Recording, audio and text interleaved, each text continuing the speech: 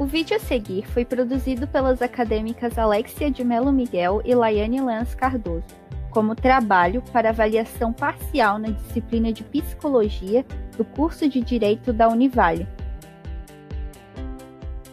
O estudo denominado A Morte em Vida foi elaborado a partir da análise do documentário A Morte Inventada e pretende elucidar conceitos como alienação parental e a síndrome de alienação parental, a fim de propor a conciliação entre direito e psicologia em prol do bem-estar da criança alienada. Segundo Richard Gardner, a síndrome de alienação parental é um distúrbio da infância que aparece quase exclusivamente no contexto de disputas de custódia de crianças. Portanto, seguindo essa perspectiva, a SAP define-se como um reflexo que o processo de alienação causa à criança ou adolescente. Vítimas dessa síndrome são mais propensas a apresentar distúrbios psicológicos como depressão, ansiedade e pânico, usar drogas e álcool como forma de aliviar a dor e a culpa da alienação e apresentar baixa autoestima. A alienação parental consta na Lei de número 12.318, de 26 de agosto de 2010, a qual, em seu artigo 2º, considera alienação parental a interferência na formação psicológica da criança ou do adolescente promovida por um dos genitores com o intuito de prejudicar a relação entre o genitor-alvo e o filho. Em busca de atingir o objetivo proposto, analisaremos algumas cenas que identificam um filme documentário brasileiro intitulado A Morte Inventada, dirigido por Alan Minas e gravado em 2009. Nesse sentido, a partir da transcrição de trechos coletados nos depoimentos, far-se-á análise do longa no que concerne a temática da SAP. Eu senti uma angústia muito grande dessa figura, desse mito que eu não podia saber nem podia falar o nome, que era meu pai, e eu fiquei com muita raiva quando ele apareceu. Era um misto de raiva e frustração. Ao mesmo tempo que eu queria que ele estivesse mais presente, eu queria que ele não voltasse nunca mais. A minha mãe era tudo pra mim, então qualquer coisa que eu fizesse pra ela ficar orgulhosa e negar o meu pai era uma coisa que eu achava que ia deixar ela muito orgulhosa.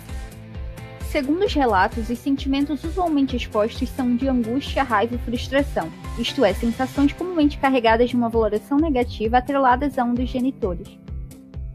Logo, em virtude da manipulação realizada por quem detém a guarda da criança ou do adolescente, prevalece no pensamento do menor a bipolarização ou dicotomia, fato que gera uma confusão mental, uma vez que ao mesmo tempo que o menor deseja a presença do genitor afastado, o repudia em concordância com o alienante. Como teve essa coisa da separação, da minha mãe ter sido enganada, a gente ficou muito do lado da minha mãe, sabe? Eu e meu irmão, a gente tomou muitas dores, a gente se sentiu muito traído também. Pode-se perceber que a prática de alienação é muitas vezes motivada por uma ânsia de vingança alimentada por um dos genitores, o qual utiliza a prole como instrumento de canalização do remorso ou inconformação pelo término do casamento. Assim, o menor sente a obrigação de apoiar o genitor que detém a sua guarda. Não ouviram o outro lado da história, algo tão grave. Não é apenas você deixar a criança livre de possíveis abusadores, mas você poderá também estar fazendo com que um pai inocente e uma família inteira perca aquele ente querido. A manipulação realizada pode chegar a pontos extremos, como a denúncia de falsos abusos sexuais. Ao pretender o afastamento definitivo do genitor desfavorecido, a parte detentora da guarda estimula a criação de falsas memórias que serão absorvidas pelo menor. É uma coisa irreparável. Por mais que hoje eu me dê bem com meu pai e com a família dele, não é a mesma coisa da convivência. O medo de ser aceita para mim até hoje é uma coisa muito forte.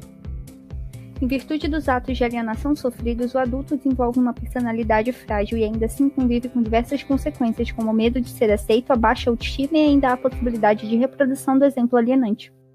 Depois de analisado o documentário, passaremos então à integração entre direito e psicologia. Dessa forma, a psicologia pode atuar na reconstrução emocional e psíquica da pessoa alienada. Já no Poder Judiciário, a psicologia promove adequada abordagem à criança suspeita de vítima de abuso sexual e auxilia a identificar práticas de alienação parental e os efeitos deixados no menor. No que concerne ao direito como instrumento de controle social, este ao instituir a Lei de número 12.318 ampara menores alienados por meio da proteção do seu direito fundamental à convivência familiar saudável. Diante do exposto, destaca-se a transdisciplinaridade entre direito e psicologia, bem como a instituição de leis que positivem a questão da alienação parental no ordenamento jurídico. Ademais, a realização de palestras e diálogos com profissionais do direito e da psicologia é uma ferramenta importante para diminuir os efeitos da SAP.